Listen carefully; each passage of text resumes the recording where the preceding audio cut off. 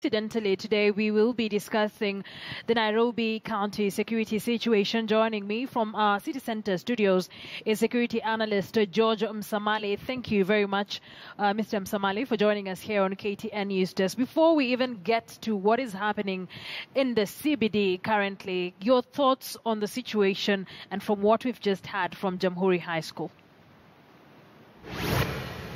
Generally, we're having a security problem, not only in Nairobi, but all over the country. And I think this is something that calls for quick action from the government and every other person that is concerned with matters of security. Because if we let the situation continue like this, definitely our normal lives are going to be affected. Therefore, I call upon the government, involve everybody, and let us also, as members of the public and the citizens of this country, try to assist the police when it comes to matters of security. Still on the situation at Jamhuri High School, the preliminary information that we have is that the student clashed based on religion. I mean, how dangerous is this? And do you think it was necessary to close the school indefinitely? Akisa, we're having situations in schools that need to be handled. And this is not the first case we are hearing about students clashing in school. Only the other day we had such a situation in Kibabi High School in Bungoma, and the school was also closed indefinitely. And I think what is missing and the gap that we've identified is that our principals and teachers are not well prepared in dealing with such situations. We don't prepare our teacher for crisis management or crisis preparedness in case they encounter such a situation in their institution. And that is why you'll find that the quick and simple solution for them is always closing down the institution. I think security and safety should form part of the training curriculum for our school managers. This will go a long way in helping us curbing such incidents before they happen, because before such an incident happens, there are always indicators. And if the teachers have not been trained on how to deal with this, definitely you'll end up reaching a situation where it is right now. And when it's now becoming that students are clashing over religion, then we should be a worried country, because before, this has not been an issue. Why is it becoming an issue now? Especially when we are dealing with issues of terrorism, where people are being radicalized. And in most cases, we're always saying that it's the Muslim community that is being radicalized, but there's also some kind of radicalization within the Christian community. And this needs also to be investigated and looked into, and we get permanent solutions to this problem. Moving to what is happening in the central business district in the country, or in Nairobi, we've seen cases on media platforms, of course, of heightened insecurity in the central business district. We saw the Nairobi County Commandant Japhet Koome make an address on the same, but it seems to be blaming street families for the muggings and insecurity situation in the CBD. From your own analysis, so what is ailing the Nairobi County CBD? Akisa, this is not the first time we've seen heightened cases of mugging within the CBD. If I remember very well, in the 90s, early 90s, we had the same problem. And then the solution then was to have a special police unit deployed within the CBD to deal with these muggings. And I think that is when we formed the Rhino Squad. It did a good job, and within a very short time, all these matters had been dealt with. But I think what is ailing is that right now we have a large influx of people within the CBD. We have a disorganized central business district. Matatus are all over. We are having a problem of hawkers. We now have that other challenge of street families. But from what I've seen is that it's not the street families that are engaged in acts of crime within the CBD. These are people who are coming from outside the CBD, people coming from the satellite towns, people coming from the estates, coming and committing crime within the CBD.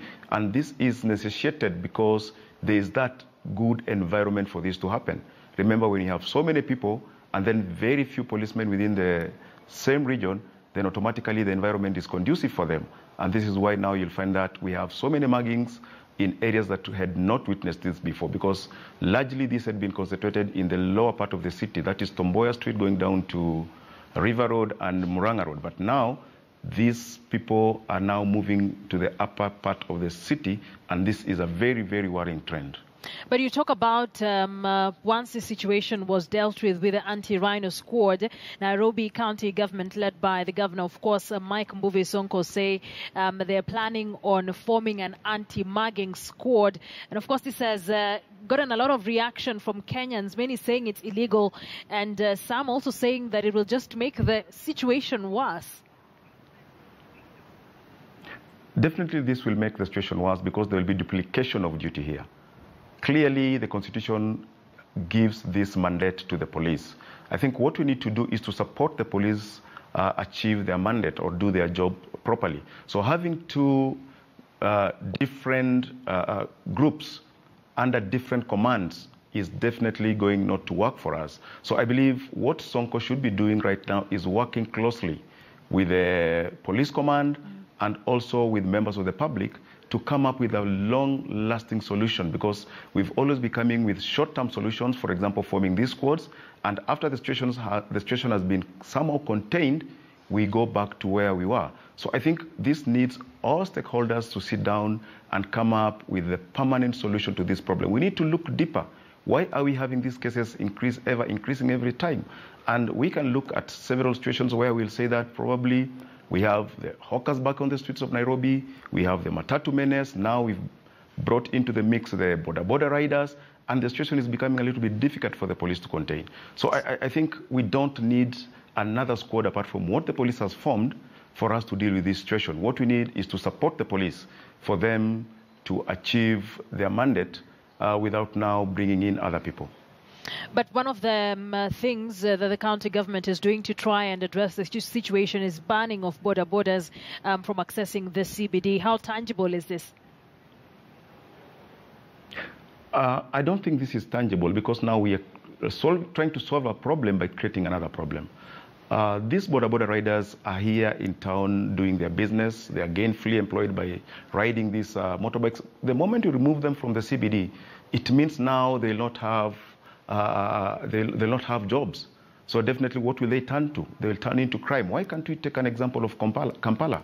Because if you go to Kampala, you'll find that the border riders have been incorporated into the security plan of the city. Wherever they are, they have been given the mandate to be the eyes of the security agencies. They conduct surveillance, and in case they identify any person that is suspicious, they report to the police, and the police will come in, pick the person, and then interrogate him.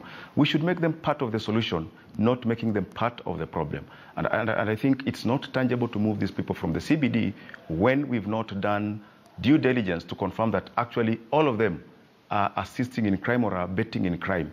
We have very good border riders who can be very useful in terms of providing popular intelligence to the police, and this will help in dealing with this menace as we are witnessing now. But the police themselves are pointing an accusing finger at hawkers and street families.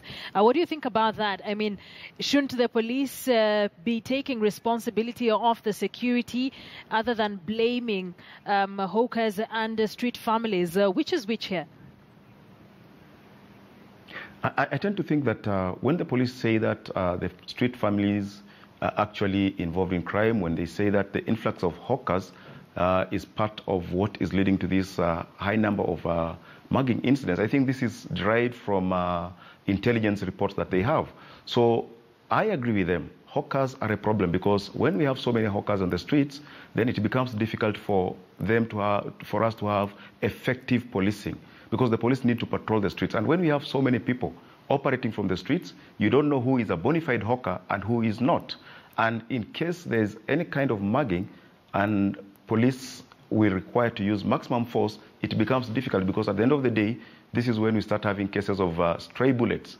And I believe that the county government should find a way of dealing with this hawker menace within the CBD.